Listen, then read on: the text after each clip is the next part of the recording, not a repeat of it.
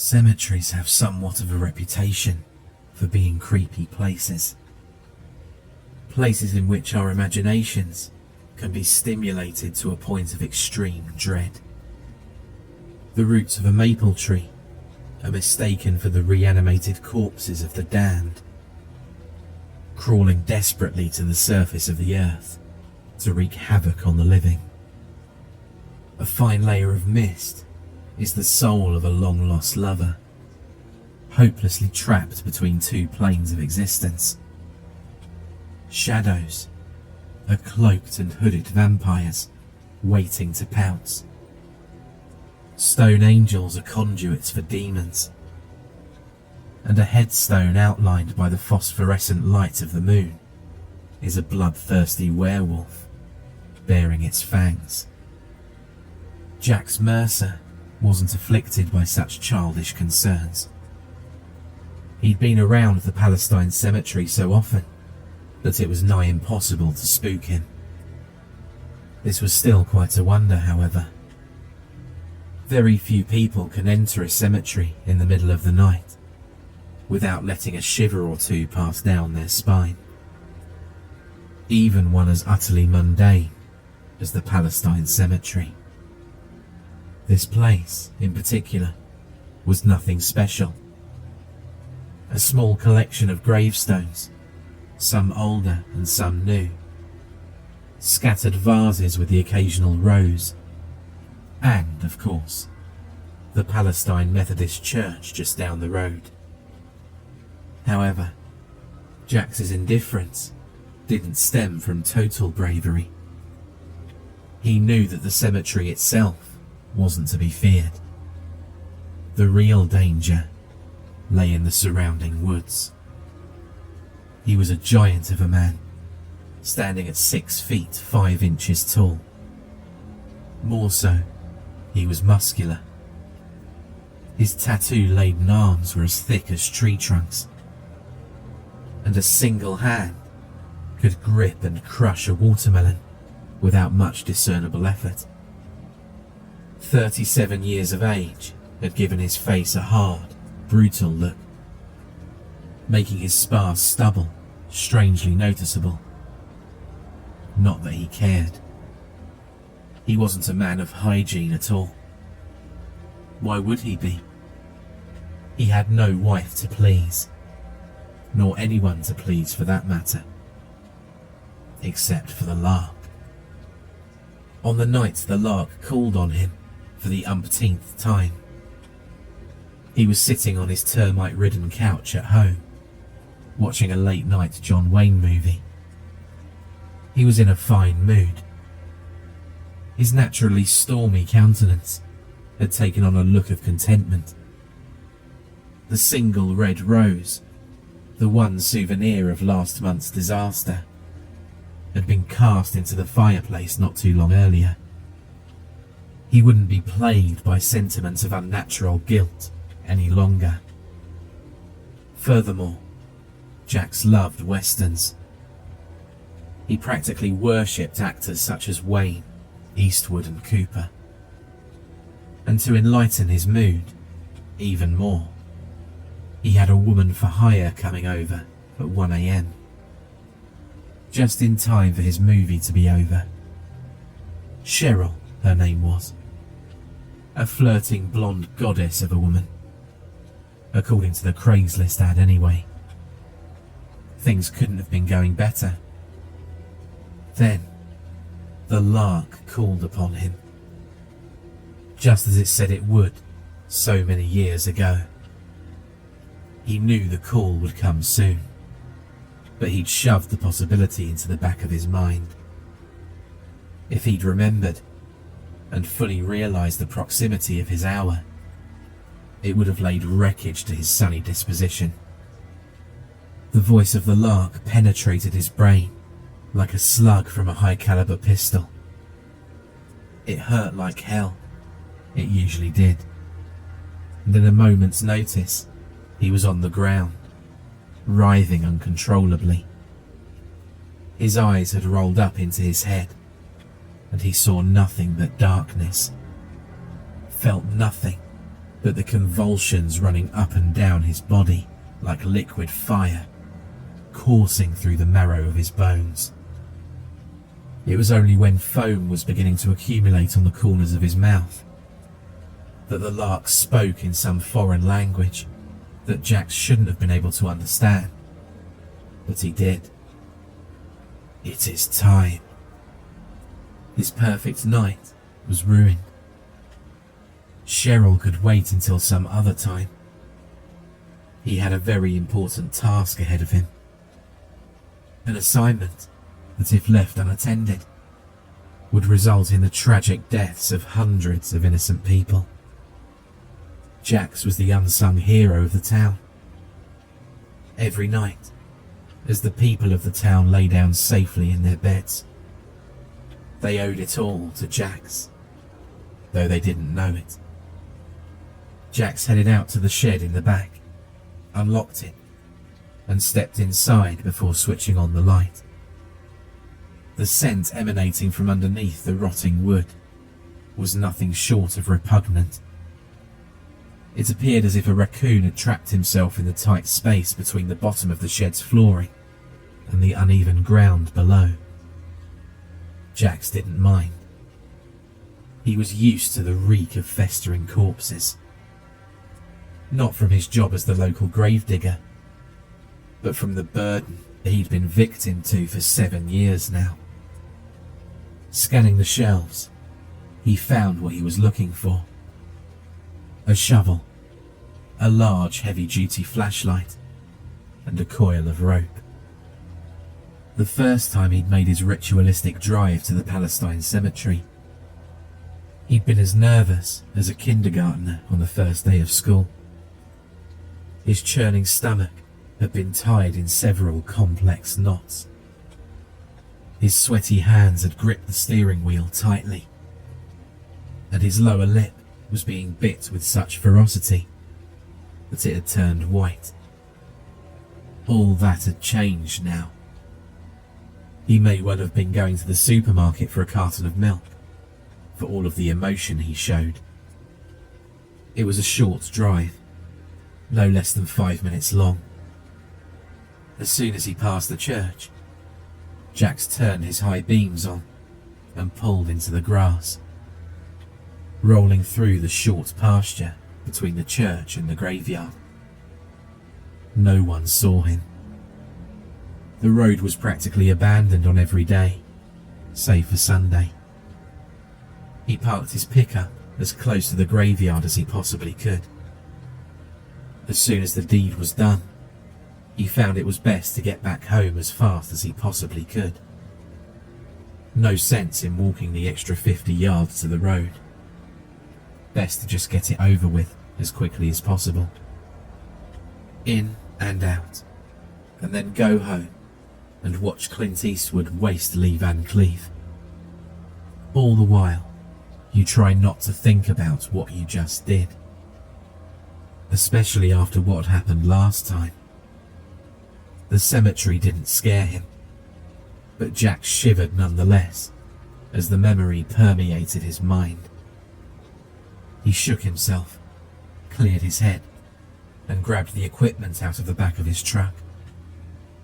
The long grass swished impatiently about his feet. He'd have to cut it soon, preferably next Monday, when he was well rested and fit. As the gravedigger of this establishment, it was what they paid him for. With an expert flick of Jax's thumb, the flashlight burst to life, providing a small ray of illumination, which he used to look at the headstones. Henderson. He was looking for the tombstone labelled Shelley Henderson, although in reality, Shelley wasn't the one lying on the soft white fabric of the casket. The rotting remains of Shelley Henderson were now slowly dissolving in a pool of stomach acid. The beam of light danced across the cemetery until it found what it was looking for. Heading over to the grave, Jax set his flashlight down on the ground, propping it up slightly on the rope coil, as to cast a ray of radiance over the area where he'd be digging. He raised the shovel, then stopped. He knelt and brought the round point of the tool closer to his face. His stomach dropped about a foot.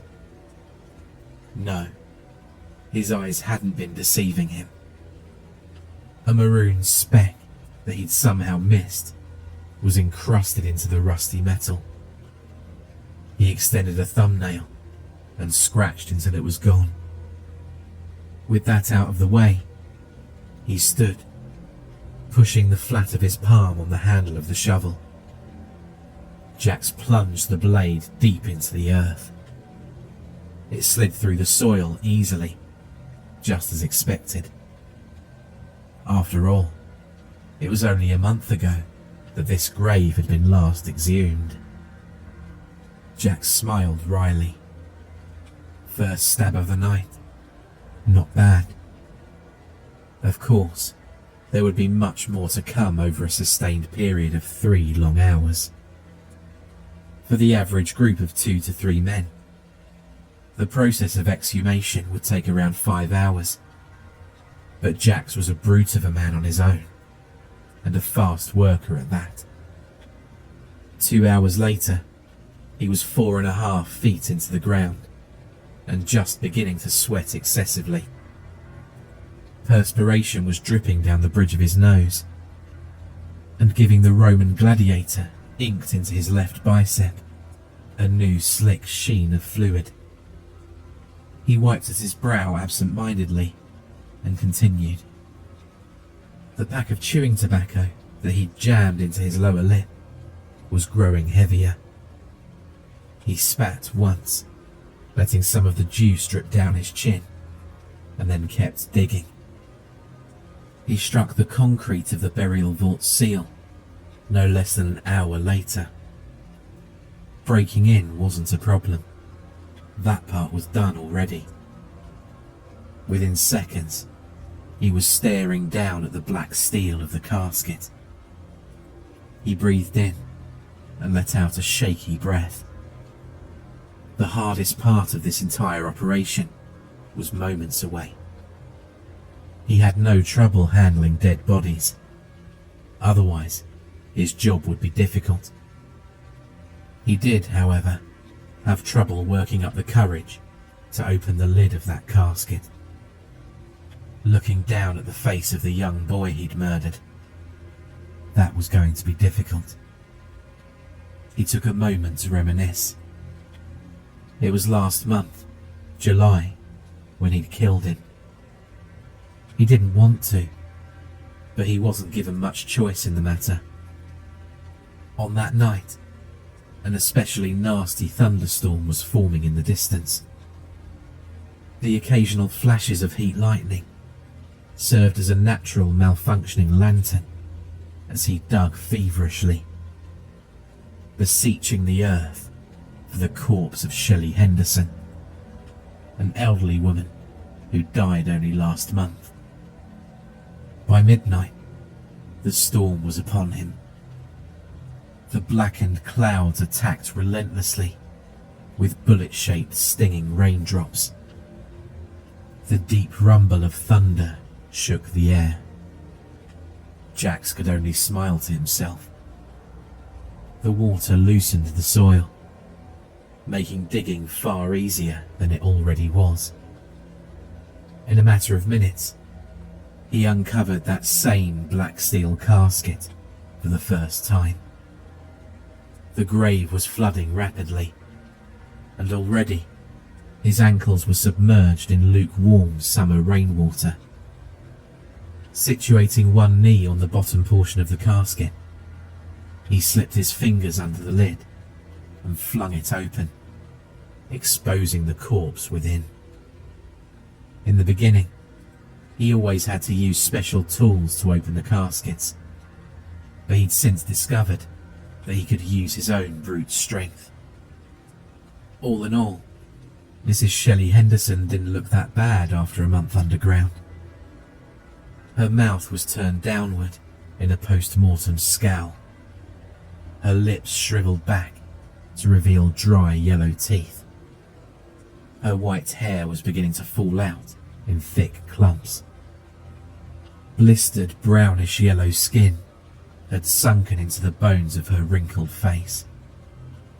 Worst of all, her closed eyes looked strangely empty, like bare sockets, with two thin layers of rotting flesh stretched across them and sloppily sewn together. Jax felt the sick, unshakable urge to find a needle and poke one eye hole. He mused if he did, the flesh would slide apart and off her skull entirely. She'd been buried in a beautiful white dress, expensive lace no doubt. The casket itself wasn't too shabby either. Someone had spent a lot of time and money to make sure that she'd rest peacefully. Jax felt a twinge of sympathy. When his mother had died 15 years ago, he'd taken measures much like this. He almost felt bad for disturbing Shelley's final resting place. Almost.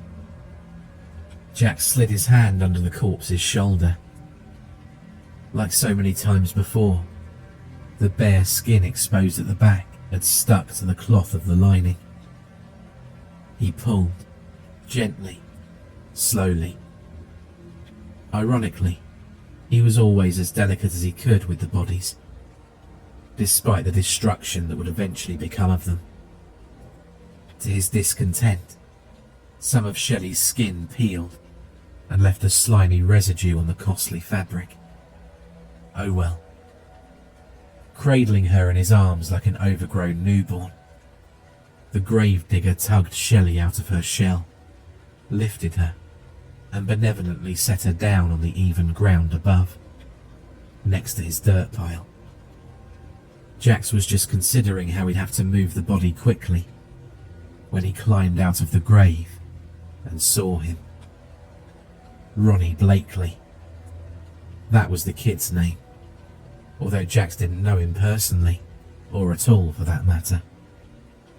In fact, he'd only learned the name of the child later that week, when he read about his disappearance in the newspaper with trembling fingers. He was a short little guy, especially compared to Jax. The cute characteristics of childhood marred his face. Someone like Shelley Henderson probably pinched his cheeks every once in a while, especially with those freckles and chubby facial features. His chestnut brown hair, partially obscured by the hood of his yellow rain slicker, was curly.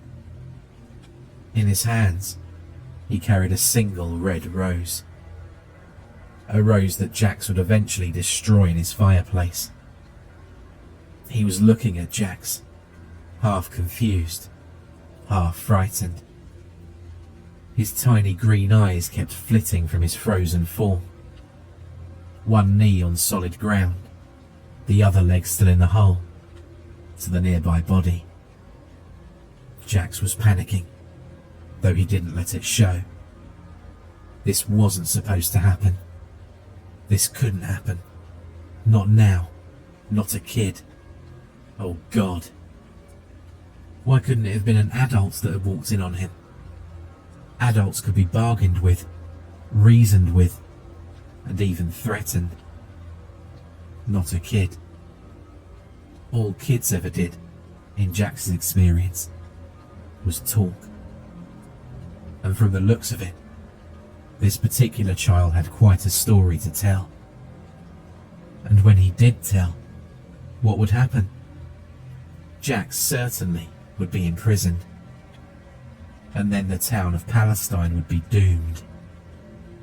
The child standing not 20 paces away from him could unintentionally murder hundreds. A ball of energy began to build in Jax's chest as he stared at Ronnie, who was silently sizing him up from a distance. The energy spread to his legs, his arms, his whole being. He knew what had to be done, but did he have the power to do it? A single tell spurred the chase. Ronnie's lip quivered, slightly, just enough. Jax wrenched himself out of the opening in one quick motion, grabbing the shovel from its place beside the flashlight. Ronnie turned and started to run. Jax followed, feet stamping furiously into the marshy grass, his wet feet squishing against the soles of his boots. It didn't take him long to catch up, with his height and build. They were both still running when Jax raised the shovel over his head. Both still running when he brought it down, concentrating all the strength in his body on this one fatal swish. Suddenly, every bone in Jax's body felt drained. He lightly wrenched the shovel downwards, and it released itself from the child's head. He closed his eyes, only listening to the thud of the body hitting the ground. He went to his truck, got inside, and locked the door. There was a bottle of vodka in the glove compartment. Man's best friend in case of crucial decisions. It took him a long time to consider his options. He could get out right now. He could run away from Palestine and never come back. But then, no. He refused to think of the destruction that response would entail. He was a good person. Truly he was. His mother, God bless her, had raised him better than to commit such a cowardly action. There was only one option. The right option. An hour and a half later, Shelley Henderson had been fed to the Lark, and Ronnie was 6 feet underground, lying in a bed of eternal sleep. His slumber, however, would soon be broken. The Lark liked fresh bodies, and he had to be running out of tombs to raid, right? That was a scary thought. Soon, he'd run out of graves to dig. Jax did his best to push the thought out of his mind. He had faith in his lifetime philosophy. Do what you can, while you can. And if you have a problem, wait until it presents itself, instead of worrying about it. He'd taken one thing from the boy. A single article, to preserve some of his innocence that was otherwise wiped off the face of the earth. The single red rose. That was a month ago, Jax realised. It seemed like just last week. Like last week, when the search parties were issued. Just last week, when Ronnie's pitiful mock funeral was held, just yards away from where his actual body resided. It was so ironic, Jax couldn't help but find it darkly funny. He stared down at the casket, which housed the Lark's monthly meal. He breathed in, letting the cool air fill his lungs. Then, in one fast, precise motion, he bent down, hooked his fingers underneath the lid, and jerked the boy's next to final resting place open. Ronnie had fared even better than Shelley Henderson. In fact, he was virtually the same as he was while he was alive. Nonetheless, Jax felt sick to his stomach. Not from the body itself, but from the fact that he was the one who'd caused this once living creature to lie still. Gingerly, he placed a finger on Ronnie's shoulder and pressed. The skin underneath was oddly spongy. Then, pursing his lips, he worked an arm under his back, leaned in close, and hoisted him upwards. Physically, the walk into the woods was the easiest part. You just cradled the corpse like your one true love in your arms before setting out, The Lark had one specific place it liked to appear, and Jax reached it in less than 5 minutes. He stopped at a clearing in the forest, with a deep incline that led into a huge abyss of mud and slime, about 50 feet across. Jax stopped and laid the body out on the ground, in the right position for the upcoming task. He smelled the Lark before he saw it. He always did. As much as he'd been around the dank stench of decomposing and even bloated cadavers, the smell of the Lark always managed to make him wrinkle his nose in disgust. It was ozone combined with warm rotted eggs and a strong touch of the sewers. The ground under Jax's feet trembled slightly. He took a step back, cautious of his surroundings. One of his biggest fears was he'd accidentally tumbled down into the pit. Then, all would be lost, in more ways than one. Then, from the chasm of filth below, a low, gentle stirring in the muck, which was starting to issue a low hum as it bubbled, gently at first, but then more violently as it progressed into a full gargle, complete with the build-up of fizz near the outer rims of the pool of sludge. A single black tentacle emerged from the slime, sleek, smooth and shiny. The reptilian rope swished through the air like the tail of an angered lion, testing the night. Apparently, it liked what it felt, because it was soon joined by more. 10, 20, 40. Jax couldn't keep track of their number. All of them vibrated energetically, unveiling the source of the bubbling and fizzing. This was a new trick, probably an attempt at intimidation, and one that was working at that. A cool hand of reassurance touched Jax's mind. He closed his eyes and clenched his fists. It was an illusion. All an illusion created by that beast in the ground. It was that same illusion that had lured him into the woods all those years ago, forced him into that deal. A series of high, shrill-pitched clicks echoed off the trees. It was laughter. The Lark was laughing at him. Jax could do nothing but swallow his pride and push the comfort to the edges of his consciousness, forcing himself to face the cruel truth of the world. There was no consolation here. He hated the Lark, and the Lark would destroy him without a second thought. That was all.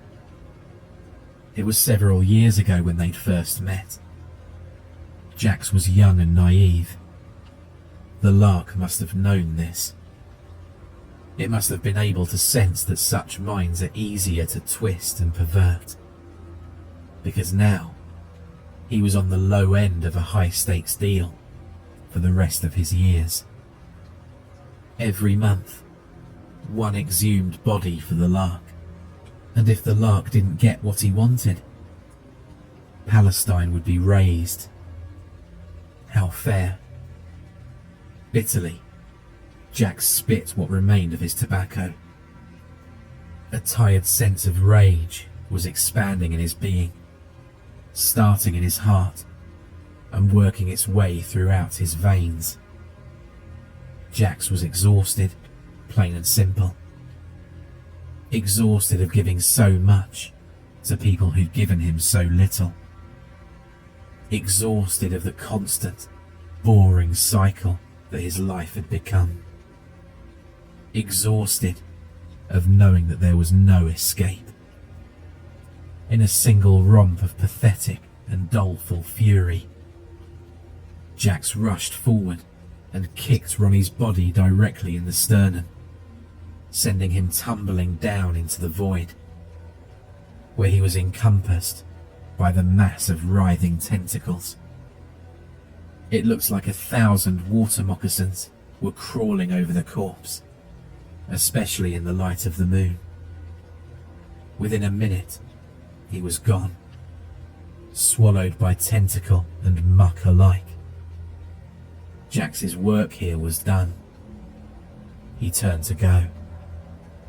Now, about those tombstones. There were very few left in the Palestine cemetery. Jax knew that. What would he do when he ran out? Surely he could get bodies from other cemeteries. No. Moving them would be too much of a chore. And anyway, few cemeteries were as isolated as this one. Jax thought of the shovel. How easy it had been, murdering Ronnie. One swift, quick blow to the head. Could it be all too difficult to do that again? The rose was burned, ashes to ashes, dust to dust. No more guilt.